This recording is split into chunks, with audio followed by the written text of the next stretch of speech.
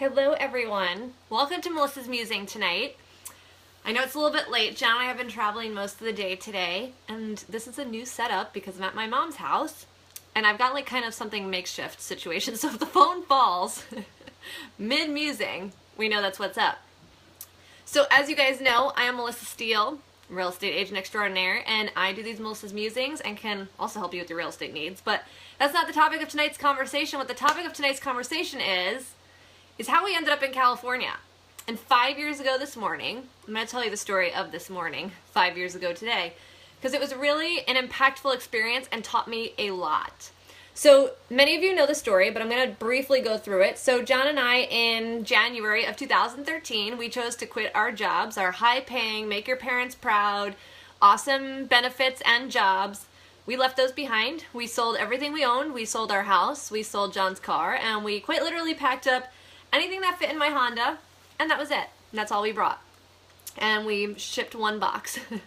And we left Buffalo, New York at the beginning of February. We traveled from Buffalo to Rochester to New Jersey, to North Carolina, to Jacksonville, Florida, to Miami, Florida, to New Orleans, then Dallas, Fort Worth, Phoenix, Arizona, Flagstaff, Grand Canyon, Zion and Bryce National Parks, ended the trip with Vegas, and then we arrived in San Diego. So that road trip was 7 weeks. And when we chose to embark on that road trip, it was obviously a lot of feelings, right? There was excitement, there was nervousness, there was the fear of the unknown, leaving every single thing that we'd ever known behind for something totally unknown, unaware of what to expect. We, to be honest, when we left our Buffalo house and embarked on the first little leg of the trip to Rochester, it was like an hour-long drive, and we actually sold John's car in Rochester. So he drove his car and I drove mine, and we drove from Buffalo to Rochester, and that entire hour and 15-minute drive, I just sobbed. I was like, it's amazing to be following my dreams, but at the same time, it's so scary to leave everything behind that I know. And so what that taught me was, at that time, leaving what was familiar to us was so exciting and scary at the same time because we were embarking on something really exciting. A 7-week road trip, ending up in San Diego, coming to California, all of that fun stuff. The dream, right? So the dream was fueling us. And it was interesting because as the road trip progressed, time seems to fly, right? So we were in the East Coast locations, we were in Jersey, we were in North Carolina, the road trip seemed endless ahead of us, the fear of the unknown felt very far away, we were just having fun, we were having so much fun traveling. And so as we were in Miami at Ultra, the thoughts of what we were to expect in San Diego, that wasn't on our mind. It was fun, it was exciting, it was, we were in the moment, we were traveling, it was fantastic.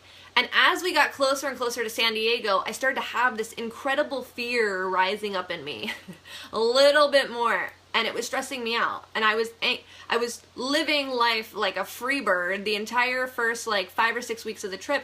And then as the approach to San Diego started to get closer, I started to have incredible anxiety because that fear of the unknown was coming closer and closer to the date of arrival. And I was like, oh my goodness, what are we going to expect?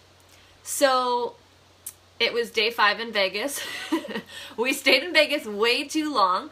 In our road trip plan, and this is a total side story, but in our road trip plan, it was like $40 a night to stay in Vegas, and our apartment in San Diego didn't start until April 20th. So we were like, do we pay $200 a night in San Diego or $40 a night in Vegas? What we didn't think about is that the fact that beyond the $40 that you spend at a hotel in Vegas, literally nothing else in that entire city is free. So staying in Vegas for 5 days, we were spending pretty close to $200 a day because there was nothing to do that didn't cost a lot of money. So anyways, day 5 of Vegas, we wake up and John is ready. He's like, let's load up the car, let's get going, I'm so excited. And me, I was like this with my covers. I was like, oh my goodness, John, it's today. I'm so scared. And then I was like, what if, and this is me because I'm crazy, I was like, John, what if we don't stop in San Diego and we just keep driving and we just drive forever? And he was like, you are insane, that's not gonna happen. We literally need to get to San Diego. We've got an apartment that starts today. We're going. And As excited as I was deep down inside, that fear was crippling. And similar to how I was when I left my house in Buffalo and cried all the way to Rochester, I sobbed from Vegas to San Diego. As we approached and I'm actually getting a little emotional because the fear was so gripping that had John not been driving the car, I probably would have been like, screw it, I'm heading back to Buffalo, this is way too much.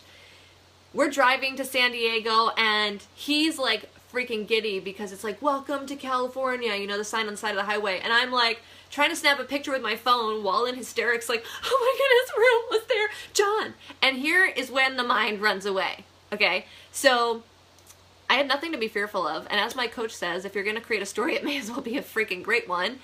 And as we're approaching San Diego, the closer that we get, the more I am freaking out. And I am creating every story in my head, every single thing that I could possibly pull out of my ass to try and talk John out of landing in San Diego. I was like, oh my goodness, what if the apartment that we've rented has cockroaches and bugs? And he's like, well, we'll deal with that when we get there. What if it's not a good location? What if it's so far away from everything? What if we can't find jobs? What if we can't? And I was like, whoa. All that fear was coming up for me, and it was incredibly scary. And even though we'd spent months investing in this plan, 7 weeks traveling the country to get to San Diego, by the time it came time to get to San Diego, I was ready to run for the hills. Quite literally. Like, I wanted no part of San Diego. I wanted to keep driving. I was enjoying road trip life so much with John and the fun that we were having that I was like, screw it, I don't need San Diego. We can just journey and we'll be good. We'll see where we end up. And John was like, no. So we arrived to San Diego, and despite my panic and my fear and everything that was coming up for me and all of that hysteria and drama and crazy stories that I was creating around the fear that was coming up for me, in hindsight, moving to San Diego was one of the best things that's ever happened to us.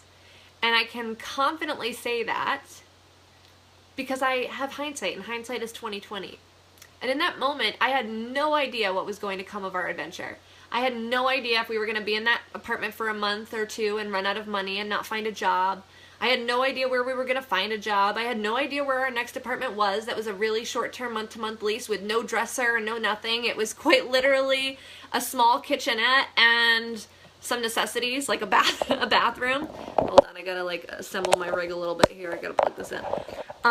And what was so interesting about that experience, looking back on it, is every single story I created for myself in that moment, driving to San Diego, talking myself out of what I wanted so badly in this world, talking myself out of my dreams, that ego conversation, that filing cabinet full of shit being like, turn around, you're not programmed for this is scary, this is unknown, you have no idea what's gonna happen, get the fuck out. That's what it was literally telling me over and over and over again, and the fear was so crippling. And now in hindsight, I can confidently say that quite literally, none of those stories came true. We got to our apartment in San Diego. The sun was streaming through the windows so brightly. There was not a bug in sight. I literally had John pull the bed away from the wall. I pulled up the carpet in the corner. I was like, if there's bed bugs in this place, I'm finding them. If there's any excuse to leave this place, I'm gonna find it. It was, hey Lucas, thanks for joining. It was so, looking back on it, so crippling. Like the fear, had John not been my rock in that moment, as I was mid-breakdown en route to San Diego, I honestly may not have ended up in San Diego. My fear-based conversation tried to talk me out of arriving so hard because of the unknown. And now looking back, I can see that all of those stories that I was creating for myself clearly didn't come true. We found jobs. They ended up being amazing. We found friends. They're amazing. We ended up loving our small little apartment in the neighborhood that we moved into. It was such a great place to end up in San Diego. I was actually able to walk to work from that location when I got my first job. It was like 2 miles, but I could walk. And, you know, I have people that reach out to me for coaching. And one of my really good friends is going through this right now, and they're preparing for a really big move.